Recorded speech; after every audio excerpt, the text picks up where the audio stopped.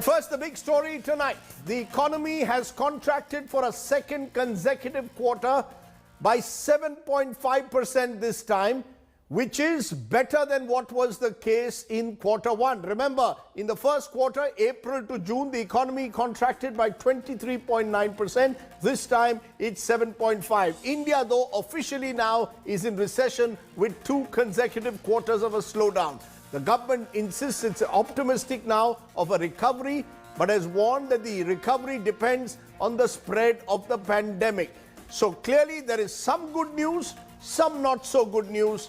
What should one make out of the big picture? Is the economy truly out of the woods, as the government is claiming, or are we still heading for difficult times?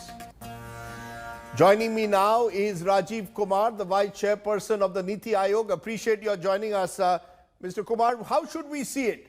Should we see this as a pickup after the easing of the pandemic restrictions, or the fact that technically we are in a recession, we're still minus 7.5% in the July to September quarter? Glass half full or half empty? Rajiv, glad to be here.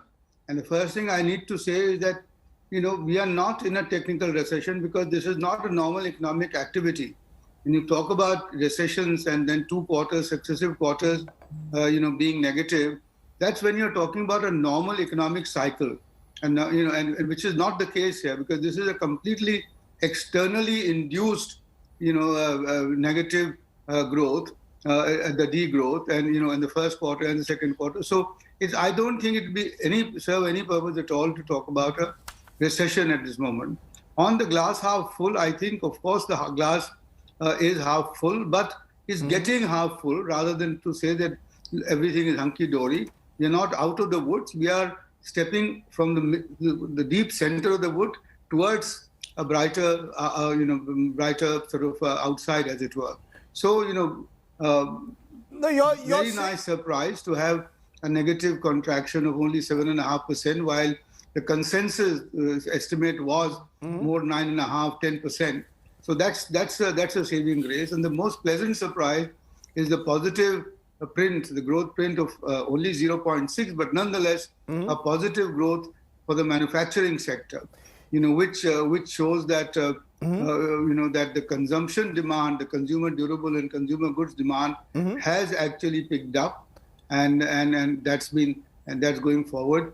And manufacturing sector being positive despite the core industry still being slightly negative, I think is a very good sign. To me, it is a pleasant surprise.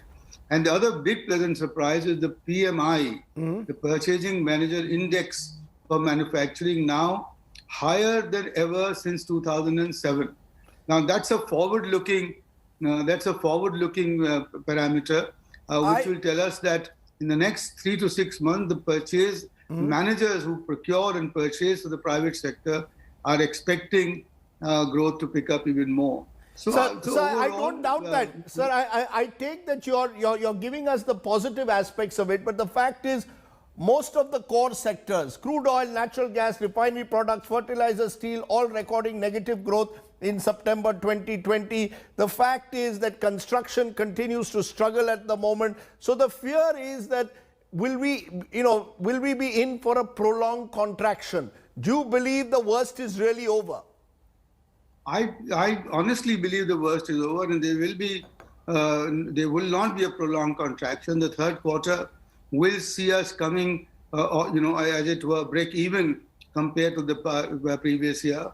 And in the core sectors, I'm sure you've noticed that fertilizer and power have both registered positive growth rate year on year. Fertilizer, I think, by about 6.5%, and power by 4.4% in October, which is the latest number. So even the core industries are beginning to pick up. Even for October, the negative growth rate of cement and steel, etc., has also come down. And the construction number that you might have seen, after dropping, I think, 50% or so in the first quarter, it's now just a negative 8.5%, which means also that construction has begun to pick up. And once construction picks up, then you've got multiplier effects going through the economy, which will raise demand in a whole host of sectors. People tell you that to 100 backward linkages. So, look, I am cautiously optimistic. And that's the word to use. I mean, because why the caution? Because we don't know the pandemic and what shape will it take, and where and how it will strike us again, and so on. But nonetheless, I think the economic recovery is well on its way. Cautiously optimistic is what you're saying. If I look at, given the fact a 2.5% drop in core industries output for October 2020, but what is worrying, Mr. Kumar, is a sharp 13% drop in consumption in the second quarter FY21. The worry is that till private consumption picks up, demand is still far from normal, and that in a way will retard any real meaningful economic recovery. Do you agree that that is really now the big challenge? But I think that's beginning to change as well, Rajiv, because if you look at the high frequency indicators, you will see that the e-way bills are now on an upward trend, very strong upward trends. GST collections have been rising. They wouldn't rise if there wasn't an improvement in consumption demand. The railway freight traffic is now registered an increase. And as I mentioned to you, manufacturing would not have been a positive, if consumption demand, because the core demand, the core sectors have declined, but the demand really has come from consumer durables and consumers. Now the other thing is that this is data only till September. Yes. And I'm sure you know that October was even a better month because of the festival and so on. And as the numbers come in, you will see that the third quarter, because of October and November, and I'm expecting also that December will improve, you will get to about slight positive or a zero. And then the first quarter, the last quarter, January to March, I see a positive 1.5–2% growth rate at that point in that quarter. So consumption is yes, but you can't drive consumption up just by transfer money, transferring payments and helicopter money, because that's not just sustainable. So what I think needs to be done, and I think the government, the Honorable Finance Minister has mentioned it already, that the government is considering a ramping up of public infrastructure investment expenditure, which makes growth and demand far more sustainable. And I think they have been very prudent.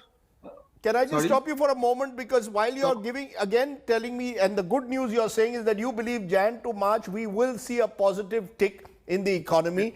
The bad news and the reality check remains when I compare, and I just will call that graphic up again, India versus the world. When I look at the world at the moment, we are the second worst among the major economies in growth in that second quarter. Only the United Kingdom worse than us at -9.6. China, on the other hand, has a positive growth of 4.9. Have we got something wrong in the last 6 months, or do you believe this is only the effect of the pandemic? There are those critics who say our lockdown was too severe and we are still reeling under that. And even before COVID hit, we were already slowing down.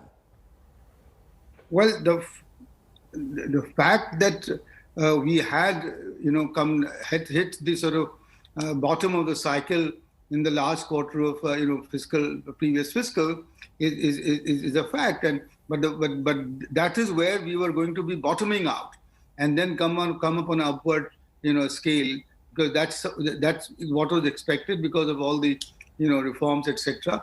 But then the COVID stuck. Now with hindsight, you can say what you like, but clearly at that point of time in March, when the COVID did strike us, there was no other way but to save lives and prevent the spread of the pandemic. And there, if you see the numbers, we have been exceptionally successful compared to everybody else in terms of our mortality per million, or even our hospitalization per million, etc. So we have saved lives, and we have been able to strike, I think, the right balance between lives and livelihood. And as we go forward, they have conserved the fiscal powder, as it were. They've kept the powder dry, and they are able to now. The government is able to now, be in a position to give the stimulus on the investment side, on the infrastructure side as we go forward. Now, China is a mystery, and I can't. Nobody will argue that 4.9% of second quarter growth. That's the only country in the world, in fact, which is doing this. And we need to understand how they've achieved it and what is it, what is driving it. But if you look at the rest of the world all over, we're not far away from the US or Spain or Italy. All of us are around 7%, 6.5%, 7%. So I think the second quarter figures are clear indication that the economy has now gone past the worst, and we are going to see positive growth rate as we go forward. Those are positive words from you, Mr. Kumar, on a day you believe that the worst is over and things can only get better from here. Let's leave it there. Rajiv Kumar joining me here at the top of the show to give us what he believes is the big takeaway from the Q2 figures. Thanks very much, Mr. Kumar. Thank you, Rajiv. Pleasure. Thank you. Thank you for joining me at the top of the news. Okay. Hello everyone, this is Rahul Kamal here. Hope you enjoyed this video. For the latest news and analysis, like and subscribe the India Today YouTube channel and don't forget to press the bell icon to stay updated.